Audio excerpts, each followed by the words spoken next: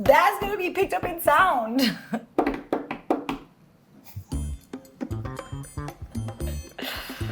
Somebody take him. Somebody claim him. Yeah. Well, we're getting there. We'll get to that one.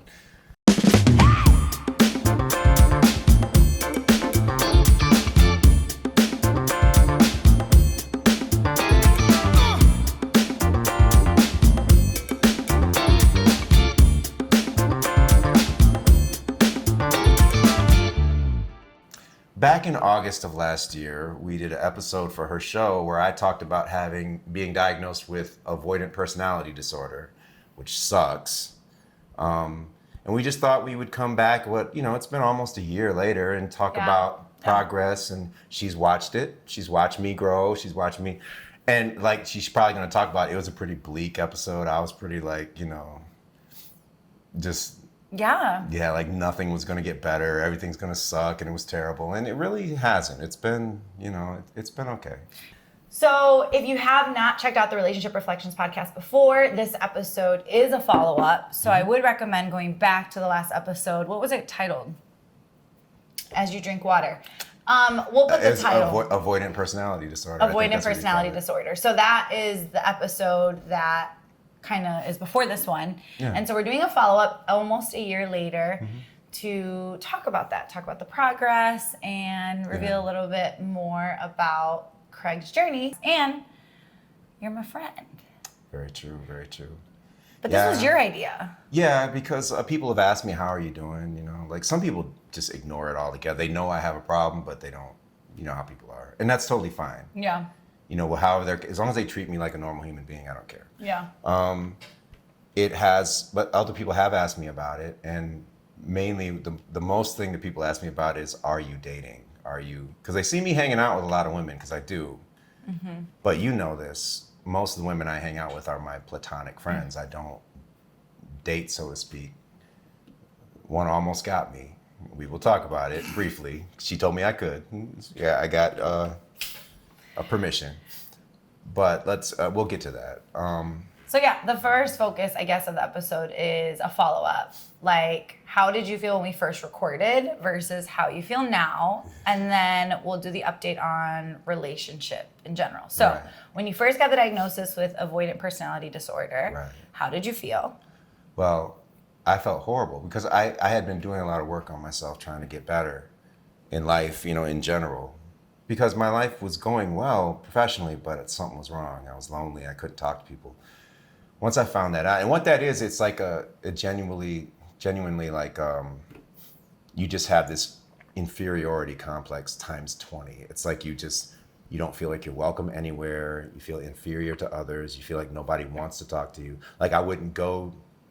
People would invite me to go places, and I wouldn't go because I thought deep down they just didn't want me there. Even though they could invite me, and I still wouldn't go. Yeah. I could be at a place talking to someone and they were loving me, and I still would leave before they could have a chance to hate me, because it was like I would disqualify myself from everything. And I didn't know I was doing it. That's the problem with the disorder. It happens and you don't even think about it. Once my therapist at the time, when she told me about it, I was depressed. I hated it. I sucked because I was like, it doesn't go away. It's always there. And I just thought my life was just going to be horrible, And I remember you were throughout the whole, because I hadn't seen the episode since it aired, but then I watched it again the other day, and you were just so like, but we can do this. You can get through it. You're going to, golly gee. And I was like, and I was sitting there like, no, ain't nothing going to make it better. But it doesn't go away, but it's dormant. It's like through behavior modification, basically, I've been able to get to a place where it's not so bad. And I'm definitely more outgoing and comfortable, when I moved throughout the world, where I was so uncomfortable before I didn't want to go anywhere.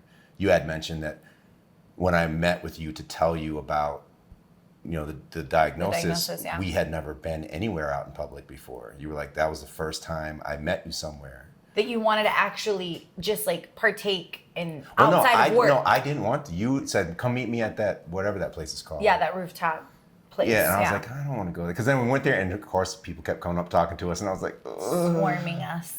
Yeah. No, yeah. I think that a question I guess I have, or an observation, we'll start with the observation, is I think when you and I had met and you told me, and then you were like, I want to get ahead of the narrative. So you decided to do the episode because you wanted to... I didn't want to have to explain it to 30 people. I wanted one time. You wanted it one time in a controlled environment with someone you trust. Right. And plus, I mean, I've heard from people that told me they're similar and it helps. And you wanted to help people, right? Yeah. And so... And then you don't have to be ashamed of it. It's okay. But I think what we can observe is that when you did do the episode, my mindset, and I'm always like this, is like, hey, like, Yeah. like, are there techniques to get better, to be social? And you're very much like, no. Because everyone's so different, you have no idea. Yeah. I did develop a way to handle it. Yeah. Because I only went to the shrink about, is that offensive to call them shrinks? Yeah, I would say a therapist. I only went to the shrink about 3-4 times. What do you call them? Shrink? She don't care. I call her shrink to her face. She believe doesn't in care. therapy. Okay, the therapist. I only went to the therapist about 3-4 times. Because then I'm the type, let me get something that I can work out and then I'm going to go do it. Because she had told me I was already instinctively trying to help. You were already myself. having coping strategies. But she gave me some, but I couldn't get over the hump and I didn't know why. She helped me figure it out. I went away for, a long time, probably about 6 months. I was on my own. Then when I went back, because there was something I couldn't figure out, she told me, she said... You're talking about before the diagnosis? No, this is after diagnosis. diagnosis. Okay, after the diagnosis. Yeah, I went and I was doing things and, working, getting a new job, getting all kinds, my life was getting better. When I went back in, she said, my gosh, you're different. You're not the same man who was shrinking in my office before. You're like this new person. You definitely have become a lot more confident. Yeah, because I remember you were like, oh, there's this swag thing happening and, Swag. But I think that comes from vulnerability. And I think there was an awareness, like you learned something, and then we got vulnerable. And I think this is my observation, right? Feel free to correct me if I'm wrong. Right. But I remember you saying after we recorded, you're like, that really helped. And you're did. Man, you got me vulnerable. But I really believe that's biblical, scriptural, to be in community with people. But then I also think, and I talked to you about this today, there's something about walking alongside people as they're in process, not trying to fix people, but just right. That helped. Doing life with people. And I think even in that interview, I was trying not to fix, because you'd be like, no, don't even say that. But I also was kind of like, hey, because at that point you couldn't have fixed it because there was nothing you could do to make and that wasn't even the intention. But I think it's like, hey, let's be positive. There has to be skills. I'll walk alongside of you. But then it was like, no, you did it. You were on your own journey. Right. And I just got to be a friend as you got more confident. What do you think were the moments that helped you become confident or transition? There was one thing that I said you were kind of full of crap about, but you were sort of right during that episode. I'm just kidding. Because at one point I was telling you how, when it comes to camera stuff and, the filmmaking world, I feel totally at home. I know I'm wanted. I know I'm valued because I have a skill. Mm-hmm. And you were like, well, can't you take that and that confidence and then put it into other parts of your life? Apply it somewhere else, yeah. And no, I can't. And I still can't. But what ended up happening is one of the things that would make me feel so inferior is that I am so different. I am so odd. I always have been. And I don't know how to fit in places that aren't a bunch of artists. Mm-hmm. What I figured out is that I don't have to. I don't have to blend in. I don't have to fit in. Yeah. And I was so uncomfortable that people would be uncomfortable with me. The energy was just matched. I was like, no, I'm comfortable here. I'm a filmmaker. I'm an award winner. I do all this stuff, and this is what I do. And I'm good at it, and I'm respected. I'm sought after. This is cool. Mm-hmm. So when I go into a room with a bunch of people that aren't artists, I'm a filmmaker who wins awards, who's just in that room. So wherever I go, I am me now. It's like I don't try to fit in anymore. I don't worry about fitting in anymore. And I tell myself, sometimes I have to because the disorder's kicking in. I'll walk into a room, I'm Craig Jones. I like to work cameras. I like music instruments. I walk in, and that's who I am. And so because I don't fit anywhere, now I fit everywhere because it's like a sovereign thing. Well, it's knowing I'm who always you are. me, so I'm moving wherever I go. And it was the therapist. I relate with that. The therapist figured that out. Healthy. She was like, that's what I can see. That's what's happening with you. You are just always you now. So I don't have to be worried, oh, are they going to like me? It doesn't matter if they like me. Right. There isn't a dependency on your environment. Right. It comes from within. Because wherever I go, this is me now. Come on. You know, and I don't have love to. And it's still hard sometimes. Yeah. Still struggles because you want to be liked, you know, and But I sometimes think we you're all not. do. But I think we found all out do. that when I resist that little thing that wants to destroy me, and I just be who I am and what I am, odd or not, Right. I am liked. It's very rare I go places where I'm not liked. Sometimes, but you know, you can't please everybody. But I'm a lot more well-liked now and respected than I was before. And it's just because now everywhere I go, I am me. Because you're owning who you are. Right. And it works. It's good. You know, so you were right, sort of, and I was wrong, sort of. About what? Just 'Cause I was becoming like, more no, secure in no, being no. better, You're like, can't you take that and apply it somewhere else? I'm like, no, it doesn't work that way. Well, I think anytime you do anything newer or something that challenges us, I believe weaknesses can be built upon. You know what I mean? And I think this is different. There's barriers. Definitely barriers. This was there's emotional, but like, I think I resonate with, and we talked about this in the last episode, with having barriers and having to overcome it. And so finding other areas that we're really good at and just testing it out. And I remember when I said it, I was like, let's just try, even if it's not it. Yeah, And you were like, nah. No, I ain't trying nothing. Because I thought You were I was like, doomed, Igor, man. no, I was doomed. I'm doomed. I I'm felt glad you're doomed. not. I felt but doomed. you know what? And you were allowed to feel doomed at that time. Yeah, You were allowed. it sucked. It sucked. It felt bad. But now it's not so bad. Life is good. I mean, I have ups and downs. Okay. Like good days and bad. So you just displayed or communicated that a big change is now when you're in spaces, the mindset shift has been, I'm showing up as me. I'm not trying to please others or be anything. Right. What are some other changes you have noticed in yourself? Well, back then, my life is completely different. Now I have this corporate job. It's more money. They fly me all over the country, and you know, and still doing what I love, being an artist for a living, audio, video stuff. And I'm valued still. Plus, I still have my friends from the old job too, and it, you know, I still keep in contact with people, and it's expanded my life. I have a pension now. I have, you know, I feel like an adult. I have, yeah, Stability. yeah, it's Security. Weird. It's strange. It's weird. I miss the nomadic thing where, you know, the hustle and all that, but it is nice to go to the same place every day and come home. And know that I don't have to go pick up, you know, a shoot in Grand Rapids and a shoot in, you know. To go out to a nice dinner. Yeah, I don't have to do that now. I don't have to. You get to choose. I really take home, I'm not making any more money, but because they're taking out for all these other grown-up things. Right. But your health care, your pension. In the future, that will be good for me. So I'm not worried about it. But the biggest change has been just how people react to me, because now that I'm a little more comfortable in my own skin, they're not uncomfortable around me anymore. You know, That's fascinating. like when we went to, people don't know, we made a cinematic poetry together. video. Yeah, a project together, and It's my poetry it film. played at a film festival. And Played at a couple film festivals, we went there. but we the attended local one. We went there, and Yeah. my friend Amber was there with me, more support. It's called Spiritual Warfare. Go check it out. Yeah. And you did a Q&A afterwards, you know, the audience asked And pulled questions you and stuff. up. Well, no, this is the thing. She was impressed because she's known me throughout all this, and she saw me. She said, "You just got up and walked up there on your own." She's I mean, we had a she couple said- people push you she a said, little bit. No, it really, But you honestly. did it. But you went up there. Jason came and gave me a mic, and I just I got up, and no one said anything, and I just went up there and sat down. She's like, "I've never seen you do that before." She's like, That's awesome. and she said, "You were just so calm with that." I was like, "That's my element." This is your zone. But I take this is your that. strength. But I Yeah. take that zone everywhere now. So now I'm not worried about speaking and all that stuff. I love that. And that's, I'm still a misfit. I still am. But so am I. but it's not. It's, We all are. But I don't care now. In a different way. It's not as bad. That's real. I guess not everybody. The biggest change has been my dealings with women. Yeah. Because before I was always worried about the women aren't gonna like me. Blah blah. I want to get in. I want to have a question. I have a question before we get into the women All part. right. Okay. Because that's So- what everybody they want to know. That's what.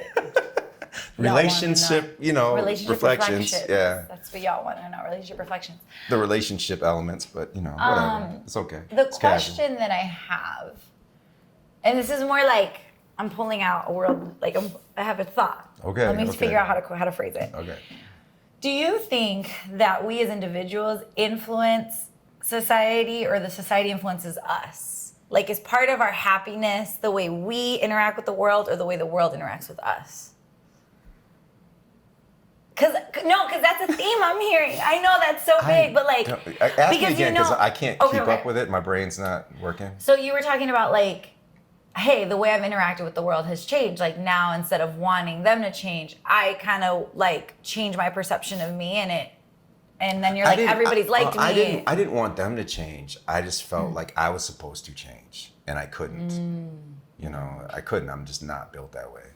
But then once I said, no, I don't have to change, then it got better, you know.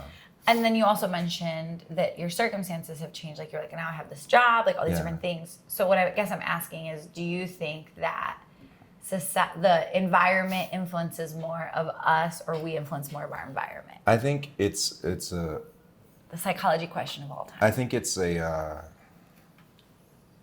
cat chasing its tail type thing, especially with social media, because what I realized about social, because remember at the end of our episode before, I was saying I needed to leave social media alone for a while, and I did. The reason why is because someone like me just didn't need to be seeing all that, and what it is like social media gives us, they are real connections, because these are people that either you meet online or you've known. That's superficial. But the intimacy is fake. Yep. There's no intimacy. Yep. And that's what I'm missing in my life right now, is that constant, like I don't want to just type to people. I want to talk to them. I want to hear their voice. I want to see them. And as much as I have friends and it's cool, and you know, I'm not always alone anymore. I'm still alone too much. But see, it's not because I'm choosing to now. I want to be alone. It's just that's the way it is. Especially, I think I was telling you earlier, like, you know, and this is by design. Most of my friends are women, which is a good thing, because when I got divorced about 9 years ago, gosh. It's been 9 years. Yeah. I didn't want to go get romantic with anyone right away. I wanted to learn how to be better with women and learn how to understand you better. So I said, so I friend zoned everybody. And some of them didn't like it, but some of them did, and they stuck around. And I do enjoy what I've learned, how to interact with women, not as mates, but as people. Yeah. And to learn to listen. That's really good. Because I didn't listen before. I didn't know how. And I forced myself to not be romantic with women. It sort of seeps out sometimes, because I'm a straight man. I'm friends with straight women. It happens, you know. But it's real. It gets gray. So never with you. We've never had that. Never. Yeah, it's for the people who have claimed stuff. Never. Y'all are, you don't even know. Nope, never. Never. That's probably why we could even do these episodes. Yes, that's my girl. I love that too, because you know, I had something bad yesterday happen. I needed you to be my female friend today. That's what I needed. We went and talking. But what I was telling you earlier, and this isn't bad, but it is true. When it gets in the warmer months, being friends with women, they tend to start wanting to pair up with guys. They meet guys You're teaching me all these new things that I don't think about. That they're interested in, like romantically, so they don't really talk to me as much. They kind of put me off. And it's not a bad thing. I don't get upset about it. It's because you're in the friend zone, and the people that want romantic, they'll spend more time with the new dude than they will with me. And that's totally natural. And I don't get mad about it. I used to just wait, because by winter, that dude messes up and they come back anyway. But I'm just speaking truth. But listen to this though. Truth. What I've realized now is that I don't, because I don't need to be mad at them for that. It's just natural. The mating thing is more important than the friendship. It just happens. I don't need to cut those people out of my life. I'm not going to cut those people out of my life. I just need to open the door and let more people in. Because in the past, I would just wait until they came back. Because there'd only be like 3 to 4 people in my life at a time. And then you're all sad. Now I'm like, waiting. okay, they're gone. And that's okay. Because I never was mad about that. They're gone. But I'm going to open the door up and let's see who else comes in. It's like I don't need to be waiting for people to come back anymore. They're welcome to come back, of course. But yesterday, I'm not going to go into what happened, but it was that thing where all of my deep friends that I would talk to were not around. I needed to talk to somebody in person. No one was around.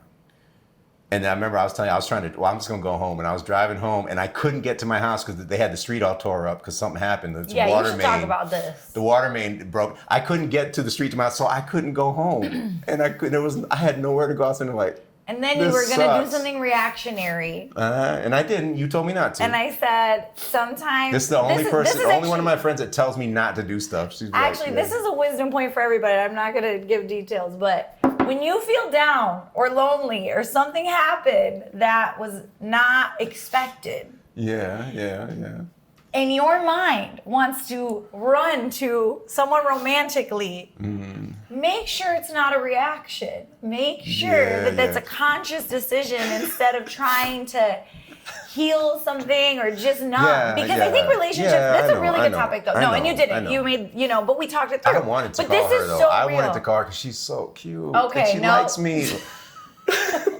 Okay, that was my question. But that's good. I couldn't say that a year ago. A year ago, I couldn't say that. I couldn't say it. That leads into the next section, right? But you wouldn't let me call her. See, that's some bull, man. It's okay to call somebody, but when you're right. consciously aware, okay, I'm ready to date. This is who I want. I'm interested. I'm going to pursue.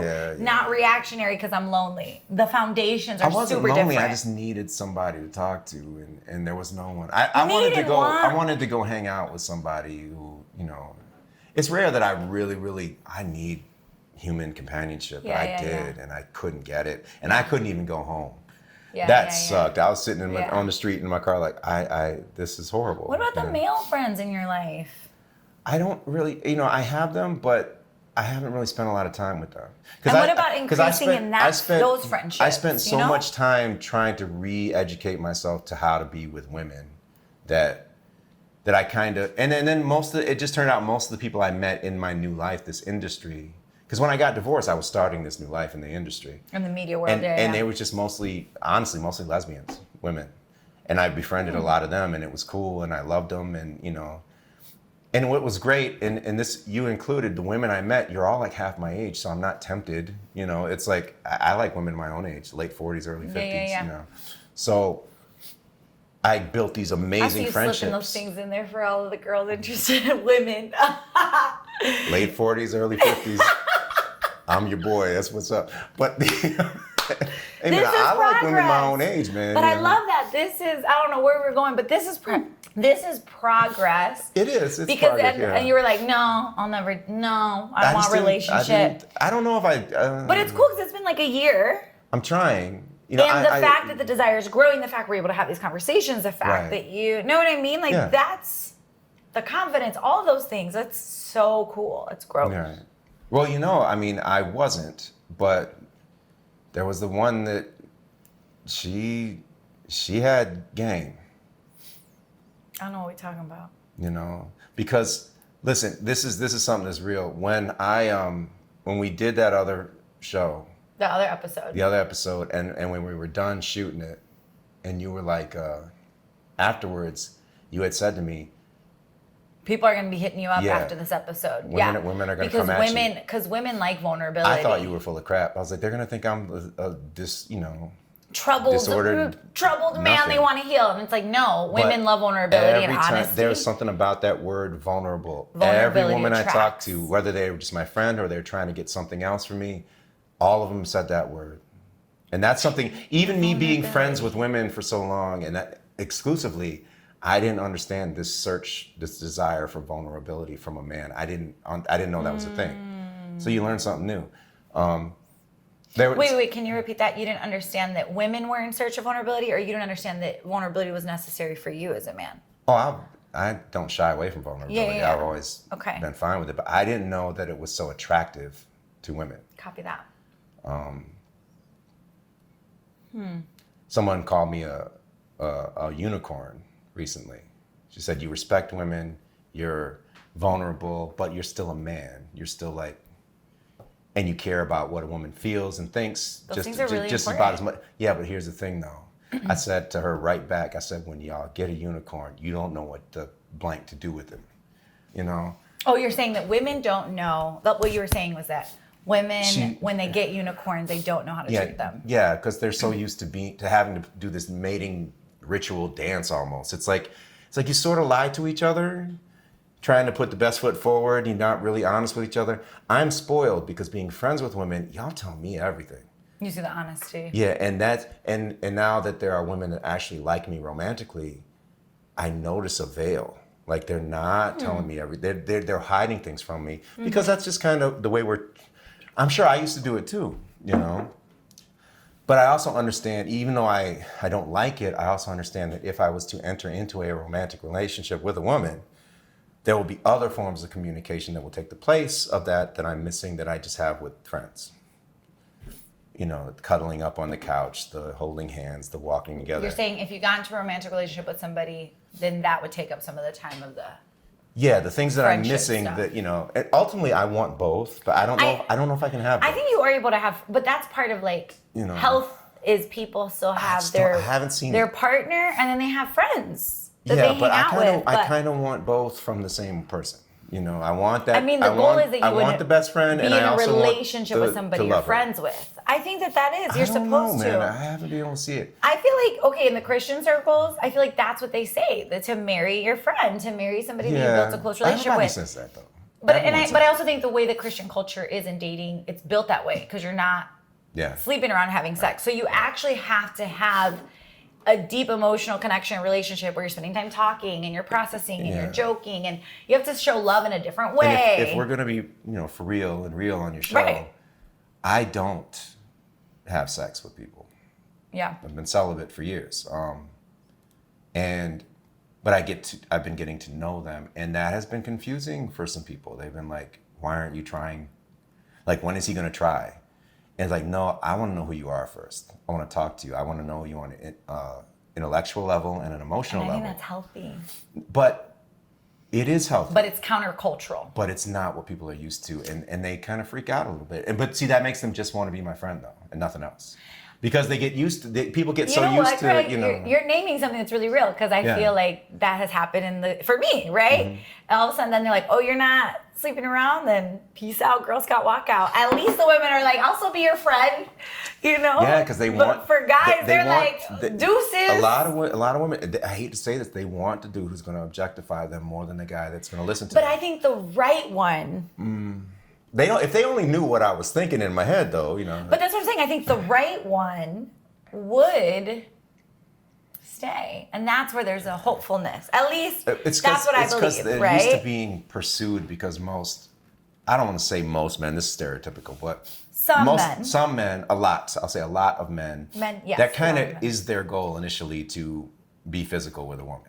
It's not mine. Motivations are just different. It's not that I don't want to. It's just that I want. Because I had some history with some crazies, I want to know that you're not crazy first, you know. And I think that's healthy. It is healthy, but it's not normal, and people don't always realize it until they've already friend zoned me, and then they get with somebody else. Like, God, he was a jerk. Why didn't I get with you? I was like, you could have, but you didn't. But it's okay. That's kind of the way we have to deal with things. To learn and to grow and to evolve. But it's what you're saying, I feel it deeply because I'm like, that's so true. It's just true. There's a battle, but I think it's because there's things, it's an unknown portion. It's like, I don't know how to maneuver in this way if I don't live that way. Where I think, and that's even interesting, right? There's always going to be a battle or a tension or a hard, but what choose are hard.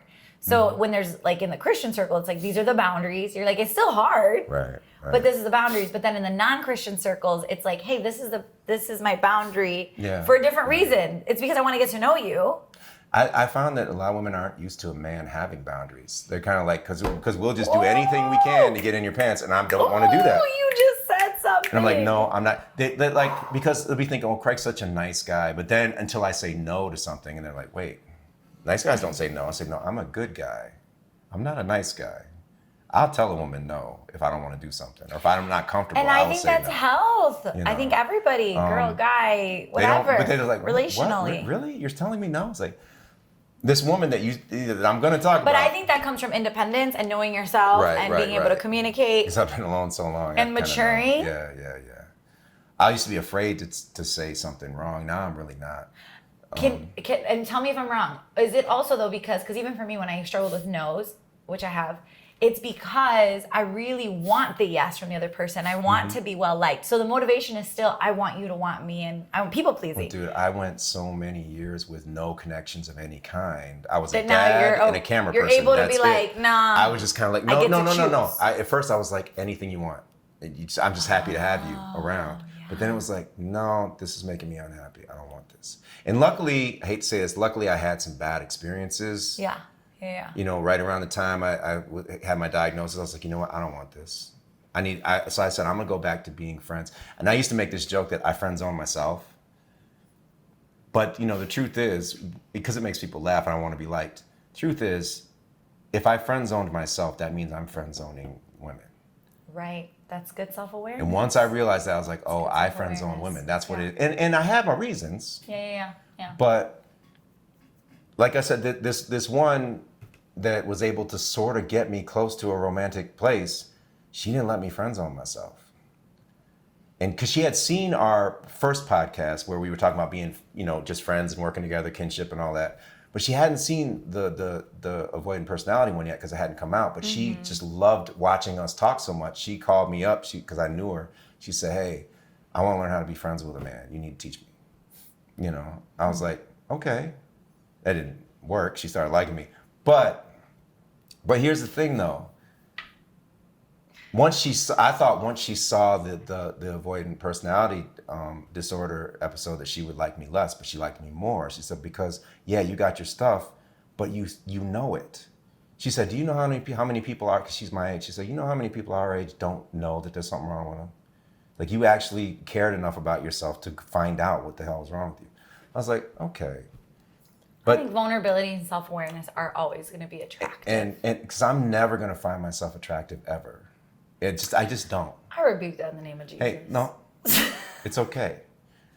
But she did. She found me attractive. And she's like she works out every day. She's a very good looking woman. I was like, what do you want with me? And this is how she sort of got me because. So is that what we're going to get into? We're going to talk about this? We're going to talk about this. Okay. Briefly.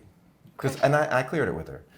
Because I'm still friends with her. She's cool. Your episode. She said, but this is how maybe, like, if anyone is like me, I want them to hear this because this is real. I learned this when I was with her.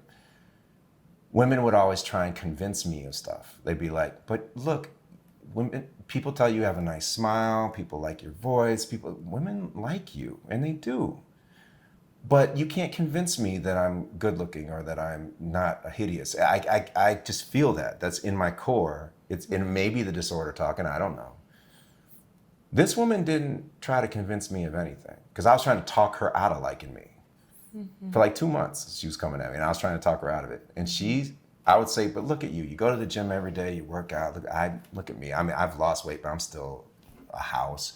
You know, I don't look good. I'm old. And she's like, Craig, I know what you look like. And then that was it. There's no debate. There's no nothing. And I couldn't argue that.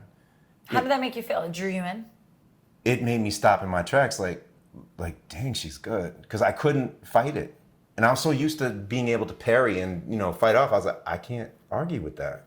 Because at that point, there was no convincing. She was assuring me. That was assurance. And if I don't think she meant to, but she cracked the code. That's how to get somebody like me, because you're not going to be able to convince me that I'm attractive any more than I can convince you that I'm not. The one thing because she was like, I hope in our time together you learned that you're beautiful inside and out. I was like, nah, I ain't learned that. She said, I hope you know that you're really attractive. I was like, no, didn't learn that either. But what I did learn, which I didn't tell her, which she's going to watch this and know, is that it's not up to me. It's not up to me if a woman finds me attractive. I can't talk her out of it any more than she can talk me into it. It's not up to me. One time I was talking to her on the phone and I hung up with my son Devin. He came out, Dad, you are so annoying. That was the worst anti-game because I was trying to talk her out of liking me. He said, what are you doing? And I was like, dude. Good job, Devin. It's like, shout out to Devin. He's just laughing at me like, what the heck's wrong with you? But yeah, for like 2 months, she tried to get me. And she did after a while, because I kept telling her, no, there's nothing going to happen. Nothing's going to happen. What happened? She's like, yes, there is. Something's going to happen. I was like, no, there's not. But then by the second month, she was like, you like me. And I had been saying, no, I don't. And she'd be like, you like me. I was like, do I? I think, what? She was just persistent. Okay. And she was cute. So it's not like Very cute. Well preserved. Oof. So what happened? But I mean, hey man, she knows what she looks like. Well preserved. That's a new lingo. I'm gonna get stickers. No, I'm gonna get stickers. That's my new merch. I called her that, and she loved it. She thought that was the greatest thing ever. But no, she's a really cool person. I'm gonna call her VIP because I don't want to say her name. Okay. VIP, and she cracked the code. She didn't know it, but she cracked the code. She got me. So you felt like reassurance was a step that was necessary to take a leap of faith to do relationships. Not even reassurance, just assurance in general, man. Because I just, You know what, Craig? I think that that's so good, and I think there's some people that could relate to that, even who have their own barriers. And she had said to me it was new for her too, because she said because she's hot, man. She was used to men chasing her. She was like, "You don't pursue me. I don't really know how. I'm not comfortable with this, but I like you, so I'm gonna keep talking to you." And I was like, "Good for you, I guess." So why didn't it work out? I can't tell you that. Okay. But for the first time, it didn't have nothing to do with me. It's something that she had to work out, and that she still kind of has to, and it's fine. And you're still grateful for the experience. The relationship was, PG. It never got R-rated. It never went crazy. And did it get PG-13? I want all my reaction shots in this video. I guess you would have to ask her about that. I don't know, but okay, VIP.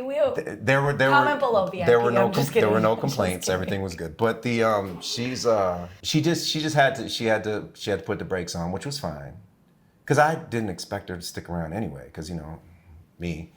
But then she would still call me. Like she had sort of, she had quit me. But people hate it when I say that, but that's how I say it. She quit me. But then she had like a bad day at work, and she called me.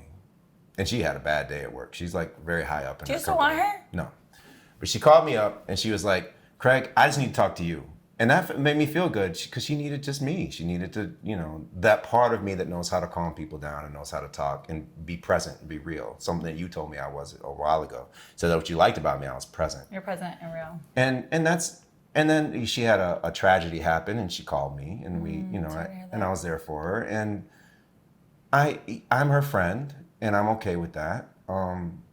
She didn't break my heart because she wasn't around long enough, but she kind of cracked it a little bit, which was good, because then I knew that it wasn't broken, like it still worked, But she wasn't even on my radar. There were other women trying to get with me, and I was doing my disorder thing and kind of, shucking and jiving, Matrix style. But she kind of did a leapfrog over all of them and just got right out. I was like, I didn't even see her coming. She just got in there and got under my skin. And you think that the formula was assurance? Yeah, she just knew how to talk to me, and she wore me down, Yeah. And when it had to end, which was fine, like I said, I wasn't broken up about it. It was an easy conversation for me. It wasn't so much for her, but for me, I was like, it's okay, I'm all right. She kind of lived far away. I'm not into the long distance thing anyway. But I do like the fact that I think she just texted me yesterday that there's no bad blood, and it's still good, and there was no fight, there was no anger, there was no resentment. It was just, if you were to ask, she told me she still likes me. Yeah. But just there's things that it didn't work out. And honestly, I was like, yeah, you should probably go fix that and work that out. But it was the first time, and I kept telling her, but did I do anything wrong? She's like, no, nothing. And how'd that make you feel? It made me feel pretty good. Two things. I think one, it's a cool observation to go from the last episode to now. I think it'll be really clear differences, even in the freedom and the way and in the manner in which you're talking. Like, I'm not having to pull stuff out of you. You're leading your own conversation, right? Which I love. That's because you're my homie. I mean, you were then, True. but now we got a whole nother year of, because we had just kind of become really close then, and now there's been this whole more of doing life together, for sure. Yeah. And then the second thing that was coming to my mind is I think everybody longs to be seen, known, loved, cared for.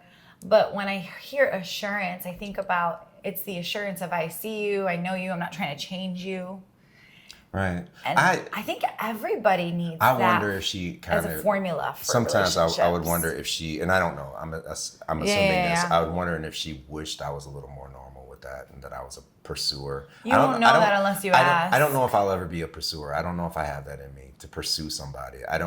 You kind of have to meet me in the middle. I'm not the guy like who's 50-50 or like 60-40? 50-50 now. Then it was like 70-30. 30. She had to come get me. Because I wouldn't, especially her. But I there's mean, progress. I was like, there's no way this woman, this fine, successful woman wants anything to do with me. And that's how I felt about it. But she did, and I'm glad she did, you know? Can I ask you a question about maybe society and men? No, like... No, I've told you all I'm going to tell you about men. It's fine. Do you feel the pressure of like society, when you said 50-50, do you feel like there's this pressure that, no, men are supposed to do the 70 and women are supposed to do the 30? Like, what do you think? That's why I went back to therapy, because I was starting to get upset about something. I couldn't figure out what was bothering me. And so I went back to the therapist and we talked, and she figured it out because she's awesome. She said, what it was is that I was feeling a lot of pressure from people, because people knew I was hanging around women again that weren't just my friends, women that wanted more. And I was getting a lot of flack because I wasn't capitalizing on that. I wasn't having sex with women. I was still just talking. You're getting flack from who? The men? From everybody, men and women. Feeling like, hey, giving me flack. Like, what are you doing? Why are you waiting? Why aren't you? You're broken. You're anorexic. You're this. You're that. I was like, no, I don't think that's it. And I was starting to get angry about it. And I went to her, and she's like, and I guess I just needed somebody to say this to me. What she said. She said, Craig, what you value in a woman is different from what everyone's telling you you're supposed to value. So there's nothing wrong with you saying no. There's nothing wrong with you wanting that emotional and intellectual connection before you feel comfortable with doing anything else. Yeah. And I just needed somebody to say that to me, that I'm just not interested in meaningless sex. I'm just not. And I don't like it. I don't want it. I don't want anything to do with it. And I'm not interested in doing it with somebody right away. So it's kind of like, that does make me a unicorn, I guess. But I hope other men see this and go, man, he's naming what I feel. But and that's great for those men, but I gotta warn those men that you got a rough road ahead of you, because nobody expects you to be that way. They want you to be the other way. See, but I don't know. Because I feel like I really value emotional depth and connection, and obviously I live by the Christian principles, right. you know? So I'm not trying to sleep around. Now, I'm not sleeping around. Just name it. Yeah, I want to make sure you don't say that. I am Own not that, you know. Sleeping around. Own that, you know. Own that. Like, I'm trying that. No, you're succeeding. It just feels so awkward to talk about. I mean, for me. I know, and this, like, on your show, I'm not going to get as deep into it as I would on somebody else's. You know, we're going to keep it G-rated, you know, suggestive, but not get into it. But I think, gosh, this is such a good topic. I'm so glad we're talking about this. Thank you for sharing. Thank you for vulnerability. I just keep thinking. I'm vulnerable again? I think I'm just. You're being you, but I love this. But I think. All right. I actually think there are many women who long for a man to emotionally, spiritually connect with them before physically. Yeah, but I think our culture has flipped intimacy. Yeah. Because I believe the biblical standard is to know somebody emotionally, spiritually. You're supposed to be spiritually connected, right? And then this physical experience, sex, is supposed to come from covenant of a marriage. So it's a commitment. And that's a whole spiritual thing too in itself, because you're bonded together, and that's scientific, right?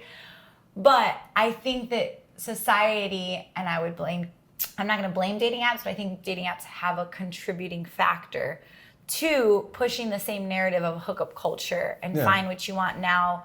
And you're almost living by the flesh first instead of the emotional. Because it takes a lot of discipline. There are studies showing that that's really depressing people, that they're wanting more. And you have your culture, it's not sustainable. Like your age group, like, catch feelings like it's a disease, that type of thing. It's like, what are you talking about? When I listen to pop radio, I hear, I want to have sex with you, you hurt me, you know, blank you. It's all adversarial. In my day, we were like, I love you, I want to get to know you, I want to be with you. there was a difference. We just had a difference. But the crazy thing is, a lot of people my age, they've been infected by this hookup culture, as you call it, and they feel that way now. They feel like, if I'm not trying to get with them right away, then there's something wrong with them. And I think the long-term repercussions are going to be unsatisfaction and lack of happiness or sustainability. Right. Like, the physical attraction is not sustainable. Yeah, that's true. People change. Yeah. So I think part of the emotional and spiritual. It can be there, but without the emotion, it's not going to. Without the emotional and spiritual, I don't know if it can. I think there has to hit a peak or a plateau some point. Right. Yeah, I get you. I feel you. But I guess I don't know because I am married, but that's what I hypothetically. Well, I was married, and ups and downs. Do you think when you got married, and feel free if you don't want to talk about this, we can just not put it. But do you think when you got married that you were seeking the emotional first, or do you think that has changed now? I was a different person then, so 9 years ago. I hated myself then. So I couldn't love myself unless someone was loving me, and that's hating yourself. So I'm such a different person. Like, my ex-wife loves me now. She hated me when we were together, and I get it. I ain't like her neither. But we are so fond of each other now, and it's a lot of it has to do with me. It's just I'm different. I couldn't be loved then. I can now.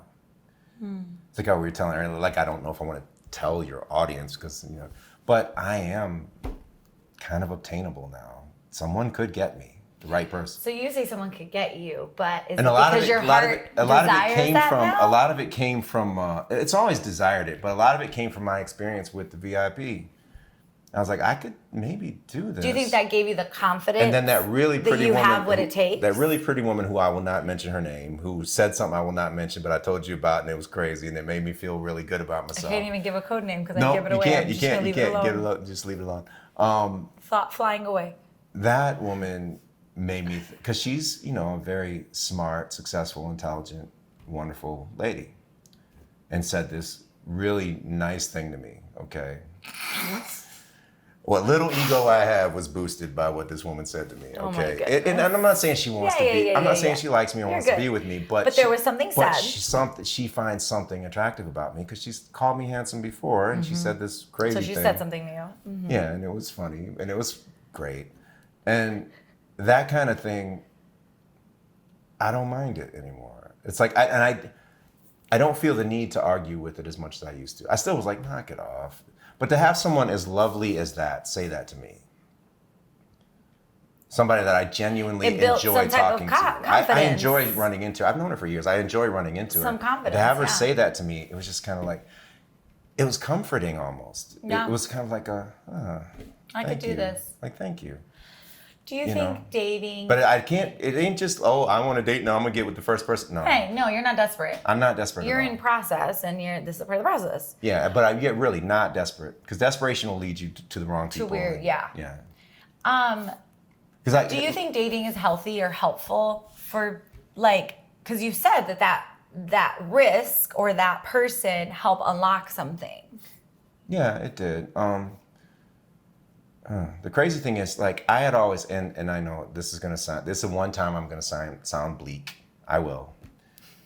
I really wanted to, secretly, when I got divorced and I wanted to be friends with women, the main reason was that I did want to get to know you, all of you better, okay, and know how to interact with you, which I achieved. Great. Check. But there was also another part of me who kind of said, I don't want another relationship unless she's my friend first. And I think that's healthy. But that's impossible. Y'all don't work that way. I disagree. No. I disagree. No. No, because a lot of people I've dated, I was friends with first. Yeah, but they ain't around though. You know what I'm saying? It doesn't last. This new person in my life, It's new. I'm rooting for that one. I'm rooting for that one because I like that guy. But see, that's healthy. That's healthy. I'm rooting for that guy. I like that dude. I'm rooting for him too. I don't date people I'm not rooting for. But no, the women are we dating or are we spending time together? Men, we're getting to know each other. I'm telling you, with men it's a little different. We can be a woman's friend and then eventually develop feelings for her. My experience with women, once they become your friend, they really don't want to lose that. They don't want to, and they don't see you that way anymore. It depends, because I think God can and I'm not some veils. These are generalizations. Right. I'm sure there are exceptions. I just don't know any. I haven't met anyone. Okay. And I'm not saying that I want to lose my friendships with the women I know, because I love them. You know I do. Yeah. I have the Is there anyone best in your friends pool right now you would want to progress more than? friends friendship? pool? Like I have a pool. I mean, They just come in and out. Yeah. your friends group, your lady gosh, friends. man. Do you want them to become lady lovers? Because I don't really think about like hypotheticals. You know, I kind of deal with what's in front Okay, of well, me. I'm asking you. No. Okay. So I no had be to think blaming about it on them. because I Maybe know you some. don't want that. No, I don't. Because I know some beautiful, smart, amazing women that I don't think would like me that way. If hypothetically one of those girls, I think women, they ladies. would ultimately break my heart because I don't think they could get down with me, you know, the way I am. I could be wrong, but I think that's the case. And it's not that I'm afraid to get my heart broken, because my heart's been broke. I know how to deal with that. Just cry myself to sleep for a few weeks, I'm good. But that doesn't mean I want to leap head first into it if I know it's a certainty. I don't want to, you know. What assurance? And a lot of these women, I friend zoned them because they were a little crazy. So, you know. So what assurance? So just I love just them. I don't love want them. you to They're my project that girls. they're rejecting you if you don't even know. No one's rejecting anybody. Or not moving out of the friend zone. I don't know. We don't know. No one's rejecting anyone. I friend zone these women on purpose. Okay. They probably did the same thing to me. I don't know. Okay. But it doesn't really matter, you know. It doesn't, because, and again, I'm kind of losing touch with some of them now because they're going off meeting dudes. But you know, they'll come back when them dudes ain't nothing. I'm sorry, it's Craig's true. rooting on their downfall. It's true. No. It's just true. It's kidding. true. I like He's to rooting on their downfall. like one of my ex-girlfriends. She's a friend of mine. She's coming up on her 20-year anniversary with her husband, and I love that. I love that. I love that too. Yeah, absolutely. You know, so I root for the people I love. And I was her man too. We were addicted to each other. Talking about when you were together? Yeah, Okay. we were like, you know, when we were together years and years and years ago, you know, I wouldn't have wanted her with anybody else but me. But we were broken up. And Yeah, now, those are different and we're people. friends now, and I want her to be happy, and that dude makes her happy, so that's where I want her to be. I love it. You know? That's healthy. So, yeah, you know, it's and listen, we'll briefly touch on the whole friend zone thing with women. I'm good at it. Oh, we in it. We ain't touch it. I'm good at it. We're already But here. it just doesn't happen with you just because we just never are like this. But it gets gray sometimes. There are. I could see that. There are women that, especially Even when, for my male when friends, it's I could see a that. straight man and a straight woman, and you just talk to them right on the right day. They'll look at me. Sometimes I know what it is, and sometimes I'll walk away feeling it too a little bit. But you ignore it and it goes away. Is that The scary part is when human nature? you both feel it at the same time. That's when it's scary. Then you need to stay away from each other if you don't want to pursue. if you don't want that? Yeah, I Right. think that's good. That's wisdom. And I've had to stay away from some women. You know, this past year actually, some women I've been like, I gotta leave her alone for a minute because I'm starting to. You know what though? These conversations are such progress from the last episode, which leads us to kind of wrap it up. Are you ready for a relationship? Is that what I'm hearing from Craig Derek Jones? That you want to get caught? Maybe and caught? caught. You want to get got and caught? Darn it! This is camera cut. Okay. Yeah, you were asking me about because we had to Craig. cut. The cameras ran out and stuff. Are you ready to be caught? Are you ready Caught. to date? I don't like the caught thing. I've already Okay, dated. are you? So, Oh, you know, that's true. You already dated. Because she told me, I said, what, so were we seeing each other? She's like, yeah, you can tell people we were seeing each other. I ran into a friend of mine from high school because I knew her in high school. I ran into a friend of mine from high school the other night. And I told him, yeah, I was briefly seeing. He's like, you were seeing her? What the heck she want with you? I was like, I don't know. You know? I'm happy for you. I'm happy That there's was a good thing, man. progress. That was a good thing. I was like, she kind of brings my stock up a little bit. I love it. What do you want to bring up? I don't know what to ask Well, you to bring it you there. just asked me about if I'm ready for a relationship. Yeah. And the answer is yes. Okay. I still, not the standard traditional, I want to have somebody to spend romantic time with, to hold, to kiss, to hold hands, walk arm in arm. Keep it PG-13. Yeah, I mean, at first, you know, I don't have the same restrictions you got. I can do whatever I want. But but you know, like you know the artist Taylor. She's a favorite of mine. She's kind of local to our Michigan area. Mm-hmm. She has a song that's called tell me where it hurts or something, or tell me what's wrong or something like that. Okay. And this song, there's two versions. I'm talking about the acoustic version, which she's playing like with a band. And you know, she's a friend. I love her music. And this particular song, I think I told her this last time I saw her. This particular song, it's just about, she's like, tell me where it hurts. Come, let me wrap myself around you. Let me take care of you. That's all a brother wants, man. Just a woman, just when you just ain't feeling right, just say, come here, baby. Let me take, I got you. I don't have that. I am that for a lot of my female friends, like, because they'll call me and say, Craig, I just need you. I need Craig time. Come over here and hug me. Yeah. Because I'm like a big stuffed animal, you know. They're just like, you know. Yeah. But I don't really have that because as a man, I can't have that unless I have a romantic relationship with a woman. They kind of don't. It doesn't go both ways. So, I do want that. And there are some women I wouldn't mind being that way with that I've met. But I want to show you this. I want to share this with you. With everybody. Well, it depends on how this goes over. This is back before I got my diagnosis, when women were, for some reason, starting to talk to me, and I was freaking out. Because back then I was disordered to the 10th degree. I wrote down a set of rules for myself to follow. Interesting. Okay. And I forgot about it. But recently I found them again. I was like, dude, I was so prophetic. Some of this stuff, and this is coming from a place from a man who never thought, deep down, I never thought anyone was going to like me again. Well, that's why I was like, you even saying, I'm ready for dating. You weren't ready to say that a year ago. No. And that's what's amazing about the vulnerability and the process and the progress. And I just have to say, it's been an honor to be your friend and walk alongside and see the journey. But just literally being a listening ear, somebody you share with, like, it's been so cool and learning even for me. And like, I'm gonna preach for a second, and I want to hear this. Maybe I'll preach at the end. Okay. But that's you know, and you're right. I'm so much different. But if people are savvy and they really listen to me, they can probably still hear it coming through, and it's still there. It's still there. No, I hear it now, and I have to prevent myself from correcting. I corrected one moment. You're like, no, and I'm like, okay. No, yeah, okay. It's still there. What are the set of rules that you would put before the recording? And this is the recording, because value is very important. Before the diagnosis or before the recording? This is before the recording, before everything. I wrote this before down. the diagnosis. Because let me explain what I mean by value. There's love, and you can love somebody, but you can love someone and not value them. Being valued, if there's not value in the love, then I don't want it. Okay, you know, let's so number one, you started with this. Love rules. Number one, love without value is not love for me. It is ownership and service. And that's all it is for me. And that's all I've ever had was ownership and service.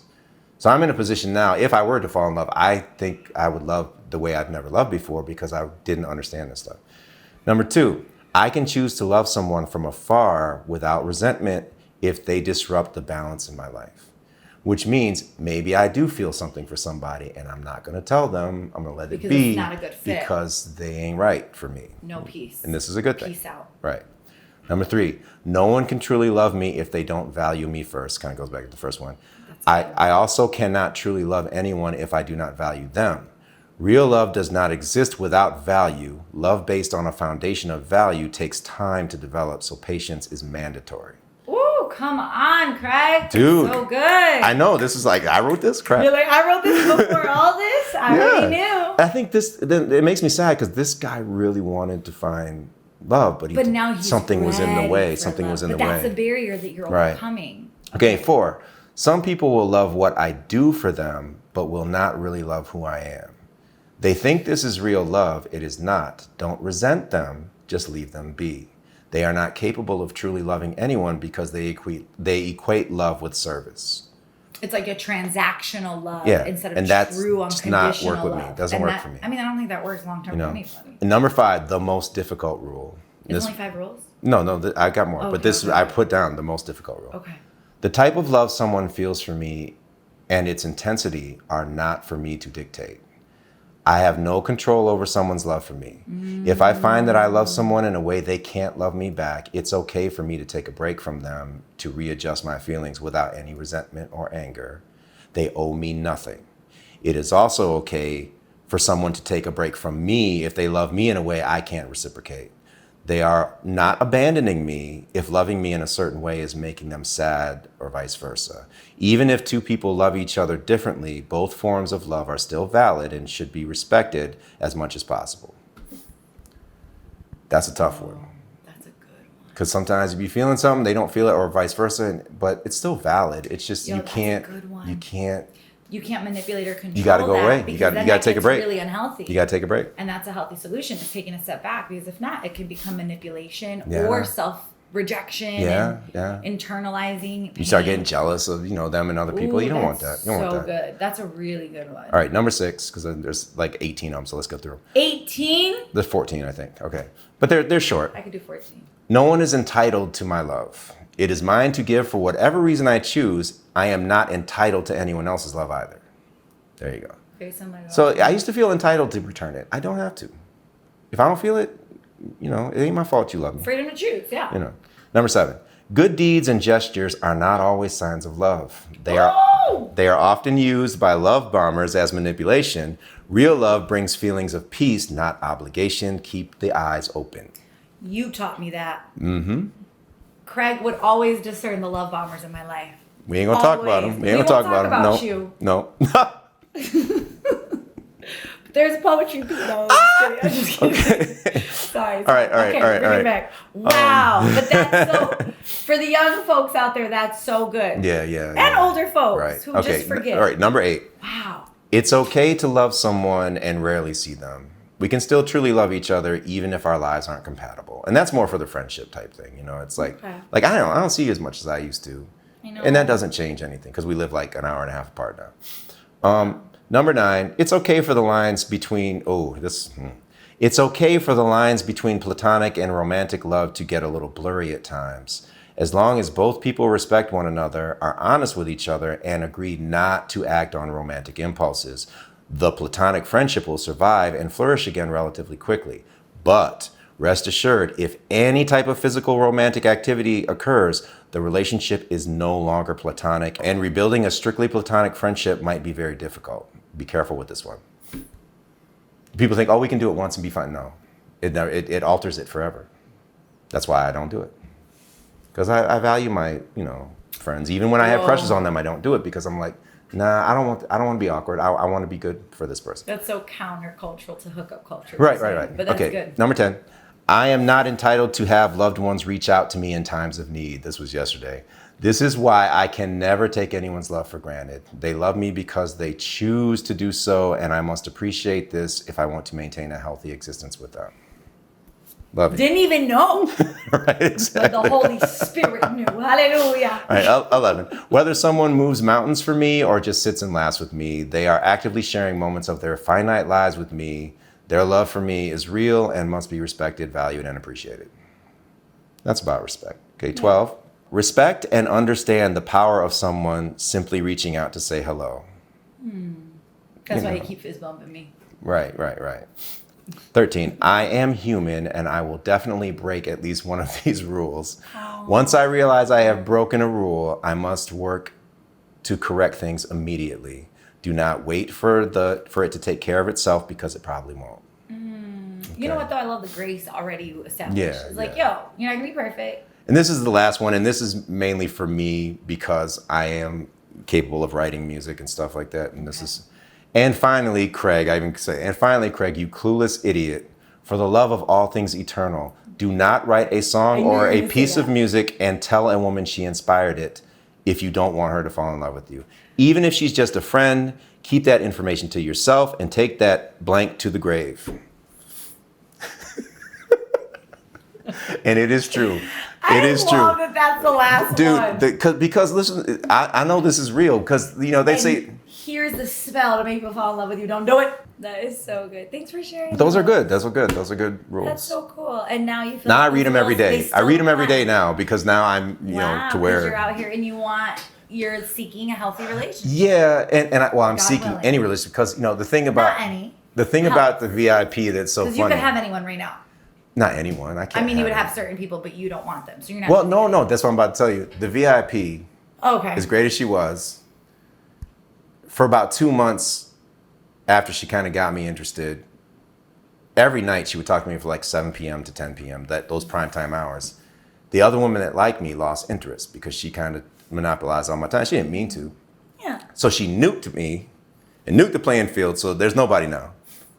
It's like it was like, Sounds like gone. God is setting the Gone. tone. She just came in and cleared the playing field, then she dipped. And I was But like, you learned thank so you. much. Thank you. Bye. You know. Called tilling the soil before the I right guess seed is so. planted. There were some nice ones, and they were all gone because she was just good at They were talking to meant me. to be there. you know. And yeah, if they didn't stick around after that, I don't know. I can't bring them back now because they'd be like, oh, okay, sure. Yeah. And after this episode, they definitely know the business. Nope, they're not going to come there. I didn't know she was getting me. I didn't know. I didn't know anything. I'm glad you got for a little bit. Almost. It really didn't turn into a relationship, but it wasn't platonic. But you said dated, right? It wasn't platonic, right? you know. So yeah, I hear you. Like the level of commitment wasn't. There was no commitment, but it was Got it. just. But it was. By dating even and just flirting. talking on the phone, it was not platonic anymore. We were, yeah. More than friends. Yeah. Friends plus, as she called it at the end there. So, whatever. So, I'm glad you shared all that. I am going to affirm you with my words because that's who I am. I'm grateful I as your know. friend that I've been able to walk alongside of you. And what I was going to say about preaching is that I feel like this is a really important. You're important, number one. But number two, your story and your journey has been super awesome to walk alongside because I think you're just dope. This is the best sermon ever. No, I think that people need to learn. See, I can't even be okay with that. People need to learn, not need to. My suggestion is, what am I trying to say? I feel like in ministry, people talk about pastors are like supposed to be shepherds, supposed to like lead flocks, walk alongside people. Mm-hmm. But I feel like instead, there's not all. We'll do the same thing, not all. And people want to preach how things should be done or a certain way or blah, blah, blah, which I almost just did. I think what's more important is to walk alongside people. That's what like walking alongside people looks like. And I just think it's dope. I get to be your friend and you get to be my friend and you walked alongside me. And as I'm in relationships processing things, which is why I like you like this dude. Right. And then I love being able to be your friend. And I actually think it's cool for you all that are watching, listening, that we get to share some of it, but my hope is that people feel inspired to not try to change people or heal people or force things, but there's such a beauty about being in process with one another. Mm-hmm. Like I'm imperfect, you're imperfect, and then we get to grow together, and then a year later we get to share the wins and the excitements and the reflections and be even closer. And Yeah, you are one of the best friends I've ever had in my life. It's just like because you accept me. It's not, even when you don't understand me, you're like, but that's him, But you've helped teach me that. Really? Yeah, because I think. I just thought you were like. I mean, I am like that, but right. But when you spend a lot of, so you are like that I mean, I'll just be honest, right? We're like that. I'm like that to a certain point. Mm-hmm. But then when you start doing life together, right now we're in shoes driving to Chicago and coming back. We're talking about stuff. Now we've been together for 8-10 hours. I'm irritated. You're irritated. I want Buffalo Wild Wings. You're wondering why I'm always hungry. Lord. That was nasty. I didn't like that food, man. It was gross. It made me sick. It was gross. I didn't tell you like that. It. I believe it. It was gross. I do like it, but I got sick the next day. I was really sick. That food sucked, and I still man. had to drive to Chicago again the next day for separate stuff. So I was super sick the next morning though. But neither here nor there. But I think what I was going to say is that for people you love, though, there is something in you that has to grow too, to like not just tolerate, but celebrate. Be like, that's just who you are, but I love that about you. And vice versa. Right, Even though, I'm singing, blasting my Latin music in the car. Yeah. We talk a lot of mess, and we mean it. We do mean it. The stuff that's irritating, yes. We're irritated. We love each other. But there's never a time where it's like, I don't want you in my life. Right, exactly. So, and I think that's part of love and walk alongside process. And that's hard for me sometimes. The disorder makes me sometimes think, oh, she don't want to be my friend. It just happens. You had that date. You had that one time. I didn't get back to you. And when I won this award. You won an award for the project. The cinematography award, and you were so busy with your grant thing, you didn't have time to congratulate you. And of course, you're going to be happy for me. Of course, you're going to love that I won something on your project. But in my that disorder was like, she hates me now. You're like, she's mad at me. She's mad at me. She didn't. Because her name's not on the award. It's just mine because I was the cinematographer. Blah blah blah. And there's no way that would ever happen. but that disorder kicks in. And I was really glad you told me though, and then I was like, no, not at all. Right. Like, Of course you're going to be happy. You know, of course you're going to be excited. You know, the fact I was in South Carolina on business when I told you. Yeah. And you're like, oh my gosh, I wish you were here. We'd celebrate. You know, that type of thing. I was like, I'll take you out. Let's go. That's awesome. Right. Yeah. No. And that immediately I felt, you know, so much better. Because I good. know it. I know here, but deep down that thing just goes, no. See, but this is good. Back to the assurance. But the people who love you in any facet, this is, again, anybody listening, even for myself, I need assurance sometimes. People don't see that. You get to see that. I think everybody does. Everybody needs You think so? Oh, you mean everybody needs reassurance? Yeah, they do. Last cool story, when we were driving, because it's just cute. We were driving home from the gig last week. We were driving home from Chicago. Not even last week. It was this week. We were doing, well, yeah, technically. It was this week. But we were, because we did a corporate gig, video gig. And I told her, I said, you know, if I ever get married again, you know, you're going to have to, you know, unless the woman has some, you know, concrete person she needs it to be, it's going to be you doing the officiating. I get to officiate the wedding Yeah. because I'm the minister. And of course, but I think most any woman who knows me would know that, yeah, it would have to be you, you know. I feel so honored. And you've done it before. It's not like so it's a, but you were so giddy, and I was like, it's not that big a deal. You're like, no. I feel so honored. On that note, we should cut this episode so we can end on that high note. And it's documented that if Craig, no, I'm just kidding. If I get married, I do want you to be the person up there doing the marrying. Unless she has, you know, some childhood minister or something. But, you know, anybody, like I've mentioned before, my friend Amber says that I am a pre-existing condition. So if any guy gets with it, they have to deal with me. I like that terminology. The most so vibrant, it's like, florally. anybody who gets with me, I'm sure you're gonna make them feel right at home, and they'll love you. You know, I'll be like, you're amazing. You know, Craig's great. Never mind. They're not allowed to call me when you guys get into yeah, fights. no, because I'm your friend. right. I get custody of you if we break up. That's what it is. Okay, you know? Got it. Same, vice versa. I don't care if I'm friends with your dude. True. Craig's nice to you in public. I'm always nice to your dudes, but when it's done, I'd be like, "Cause brother, I'm gonna be here longer than you, so." So I go where you go. You get custody of me, and that's it. You know, nothing against you guys. I always give them daps when I see them. I'm like, hey, your exes, but I'm with you. I almost said something, and then I'm like, let me do this. On that note, have a great night. Cheers. Not that there's nothing in here, but I got a little bit.